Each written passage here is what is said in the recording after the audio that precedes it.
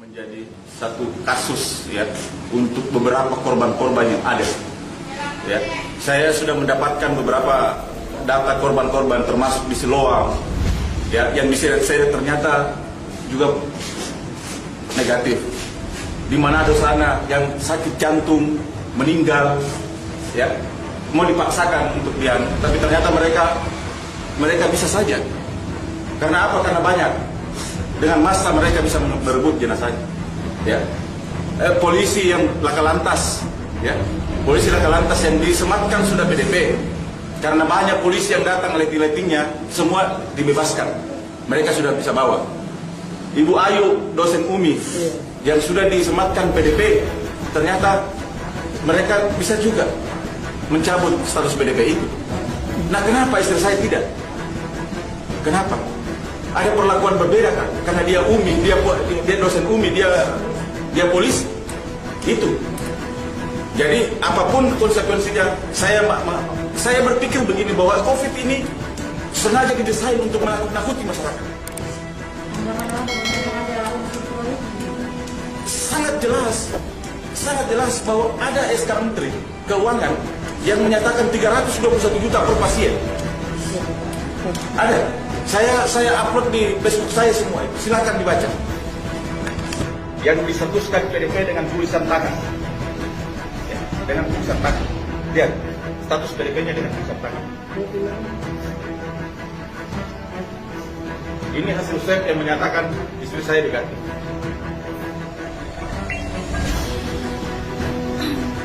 Pertanyaan saya sekarang, masih berhak kalian menahan jenazah istri saya?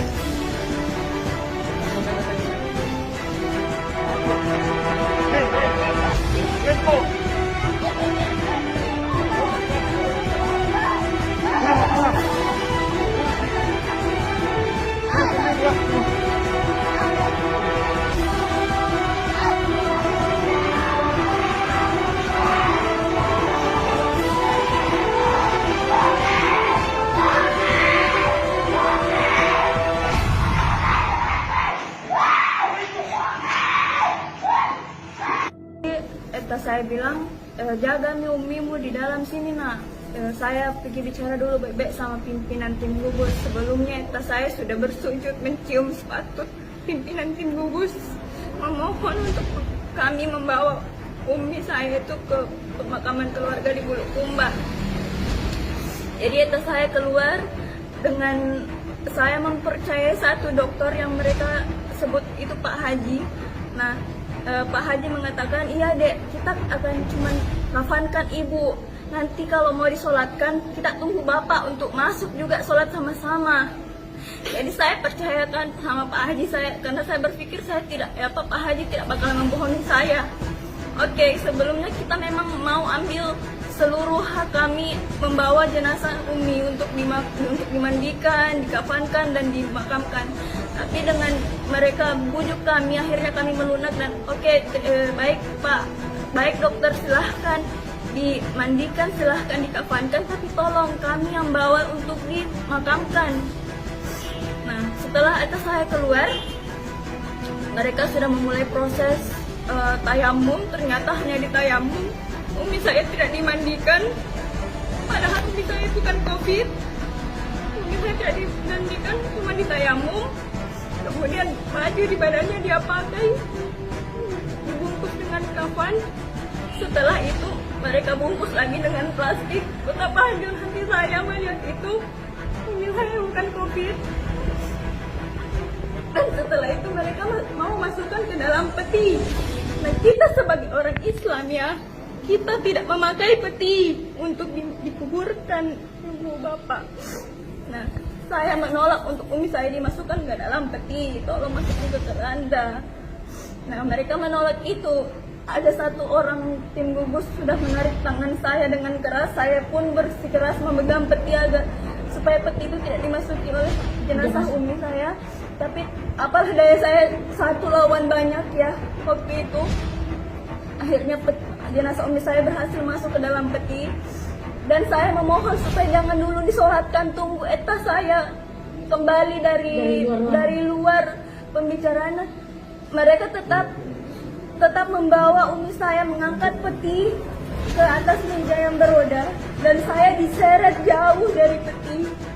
Dan saya lihat peti umi saya sudah dipalu-palu ditutup. Padahal umi saya agama Islam, kita nggak memakai peti untuk dikuburkan.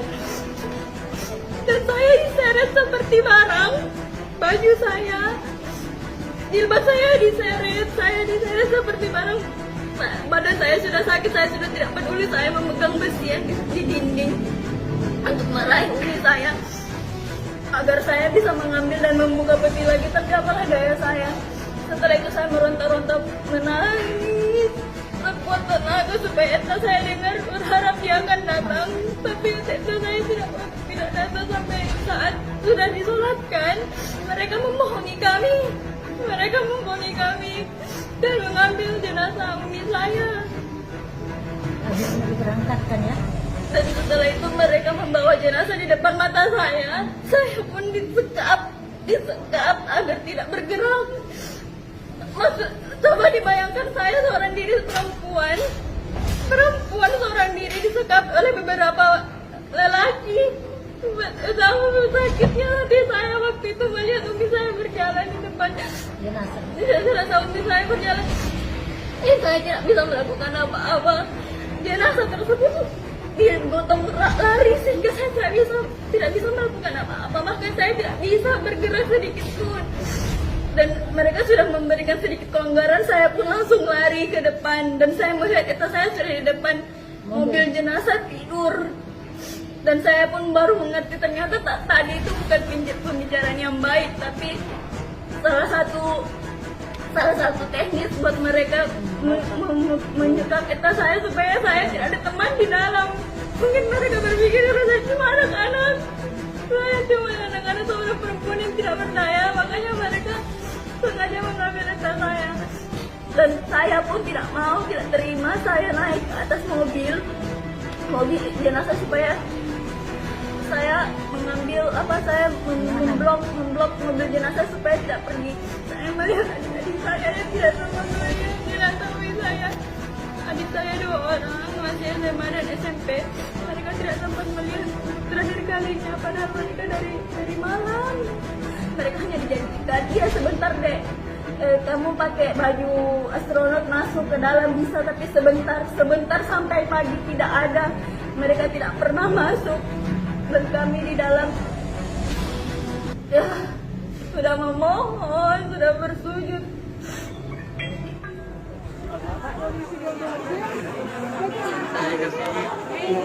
Pokoknya anak kita na bata-bata siya kung masang Orang sempat dari polisi kaya sama ako dipakai aparat supaya masa na serbu pag mo ni bolot ako dito doi. Jadi mo ni pancari ni dia. Bakit pa do? Sebab ni. Polisi pa ba dia mas? Karena kenyataan.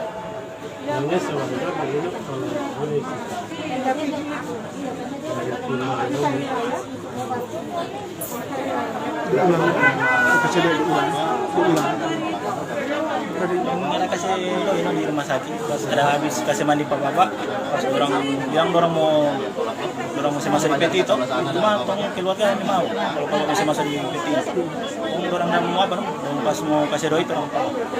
Itu dokter yang kasih atau? Dokter. Ada apa nama? Nggak ada, dia pakai baju apa? Pakai astronot. Baju medis. Baju medis. Cuma kalau muka sampai Pak Imam tahu. Pak Imam tahu. Iya. Oke.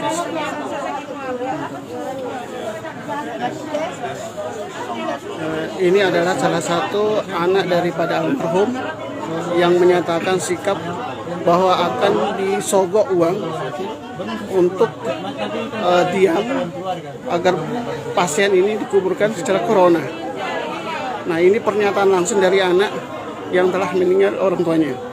Jadi pemirsa sekalian, ini adalah suatu pembodohan di mana kita dipaksa. COVID. Yang usah kuburkan sini, kuburkan jadi tanpa COVID. Kalau orang mau ngasih peti. Kalau mau pulang begini kan mau kuburkan di sini ya. Normalnya ada penyakit dia. 2 kali dah periksa negatif.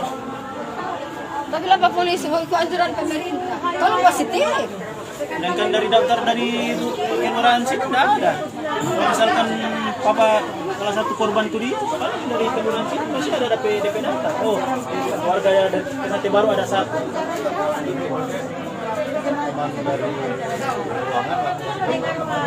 Dari ruangan orang bilang apa lah? Orang bilang bisa mandi baru datanya bukan di mana? Bukan di SIM di kampung. Ya, Di sana ada Pak Imam, apa? Orang saya mandi pas keluar mandi baru turun termasuk. Ini ada terus tanya ini doi apa? Dia ada tanya doi apa? 3 kali ada bilang. Oh enggak, ambil jo ini doi dari rumah sakit. Oh enggak, ini doi apa ini? Oh enggak, ambil jo ini doi dari rumah sakit. Oh enggak, langsung keluar. Masuk rumah sakit Basogo. Aneh kan Pak? Sangat janggal sekali ini kejadian ini. Dan ini seluruh Indonesia akan tahu kejadian ini di Kota Manado, tepatnya di Kelurahan Ketang Baru dan Ternate Baru. Bahwa pernyataan ini adalah dari anak almarhum sendiri di rumah sakit Pancaran Kasih di Kota Manado, bahwa dokter menjogo anak dengan beberapa uang, tapi anaknya tolak. Ini tolong diviralkan ke seluruh Indonesia agar terbongkar ini kasus-kasus seperti ini. Terima kasih. Jadi dari pihak rumah sakit 3 kali kurang paksa kasih doi. Kalau misalkan dari pihak rumah sakit mau kasih doi, jangan di situ. Pakai orang tua tuh. Dia panggil sendiri di ruangan bicara ini doi apa kasih keterangan. Di masa habis mandi mau kasih doi begini. Doranya jelaskan tuh doi apa nyak jelaskan. Ini cuma bilang dari rumah sakit. Doi dari orang di sini. Jelaskan berarti ada dana di corona. Memang lebih Ada dana kan berarti. Gitu. Masa rakyat dipaksa kalau ODP seperti ditangkap seperti apa kejahatan kriminal. Padahal kesan tidak kriminal. Ternyata kenyataan seperti ini. Tuh. Kasihan kan itu, rakyat ditakut-takuti. Kenapa sih seperti ini? Seharusnya jangan dong ditakut-takuti rakyat seperti ini. Nah ini kan kasus Allah tunjukkan kebesaran Allah bahwa ada kejadian seperti ini. Allah kasih lihat kebohongan ini. Seharusnya aparat, seharusnya penegak hukum harus berpihak kepada rakyat. Berpihak kepada rakyat, kepada kita semua. Jangan berpihak kepada orang-orang yang tidak melakukan kebenaran. Ini sudah viral ini. Seluruh Indonesia. Ada viral, ada kurang lebih 3.000 sudah terbagikan. Sudah diviralkan. Dan dibagikan ke seluruh Indonesia. Ini ada viral.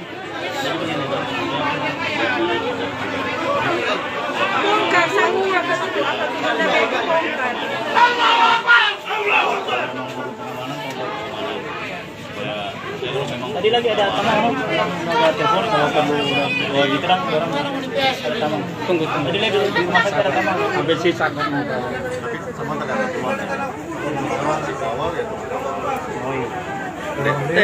Tolong apa disampaikan kalau seandainya ini cuma ada petanggapan sini, apa ada bukti rekaman atau apa? Tidak ada. Tidak ada bukti rekaman. Memang tuh dokter memang tahu. Tahu.